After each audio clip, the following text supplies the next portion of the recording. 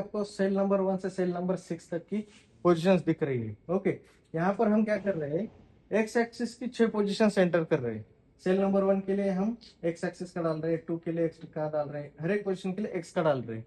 लेकिन वाई का हम कॉमन रख रहे हैं। वाई में सिर्फ क्या है, वाई एक्सिस हम Y axis cell pick position इतना ही है, वाई एक्सिस हम Y axis cell pick position इतना ही है।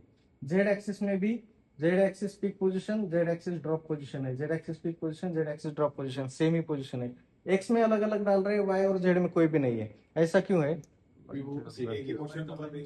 हाँ, उसी में एक्स में ही चेंज एक्स एक्सिस तो सेल नंबर 1 से लेकर सेल नंबर 6, ये वो आपका 1 से 6 तक है। वाई जेड से यहाँ पे आपका जेड तो हर एक पोजीशन के लिए सेम रह रहा है। ओके, वाई भी जितना आगे आना है उतना ही पीछे जाना है हर एक सेल के लिए, तो वाई भी सेम रह रहा है। एक्स आपका सिर्फ चेंज हो रहा है। ओके, तो आपको क्या करना है, एक बार आपने एक्स के पोजीशन हर एक जगह पे डाल दिया, वाई का किसी एक का, वाई और जेड का किसी एक सेल का भी डाल दिया, तो ऑटोमेटिक सारे सेल के लिए हो जाएगा। ओके, वैसे ही सेम अभी यहाँ पे इस कॉलम के लिए सपोज सेल नंबर 6, 12, 18, 24, 30, 36, इसके लिए आपका एक्स कॉमन हो गया। ठीक है। ओके, एक्स कॉमन हो गया, वाई भी चेंज नहीं हो रहा, वाई आपका ऑल 36 सेल के लिए सेम है, जेड चेंज हो रहा है सिर्फ यहाँ पे। ओके, तो आपने क्या करना है, पूरा आपका इसका पोजिशनिंग लेने के लिए, पोजिशन रिकॉर्ड करने के लिए आपने एक डायगोनल सिर्फ टीच करना है।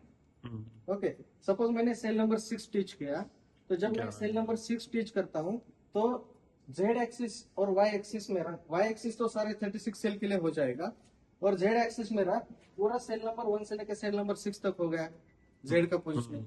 ठीक है, उसके बाद मैं सेकंड डायगोनल यहाँ पे आ जाता हूँ, सेकंड सेल पे सेल नंबर 11 पे, तो एक्स का इस पूरे लाइन के लिए हो गया। ओके, जब एक्स इसका किया तो इस पूरे कॉलम के लिए हो गया। जब मैं 11 का टीच करूंगा तो एक्स पूरा इसका हो गया और जेड पूरा इस रो का हो गया। जब इसका सेल करूंगा, सेल आगे का सेल डायगोनल में सेल नंबर 16, तो एक्स इसका कॉलम का हो गया।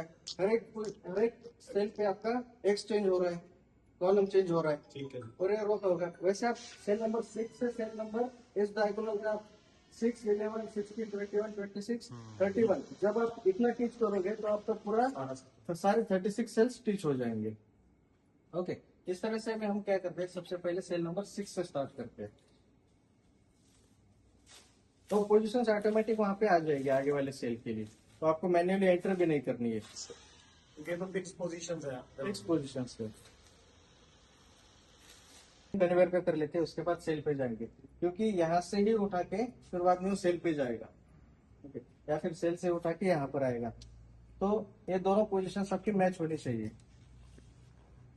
तो सबसे पहले हम एक इसका रिकॉर्डिंग कर लेते हैं पोजीशन का, हम जॉब करके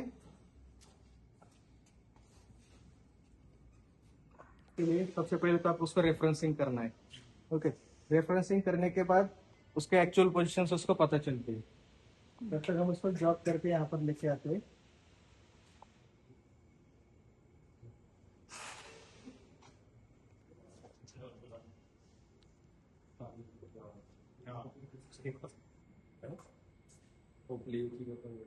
गैप की वजह से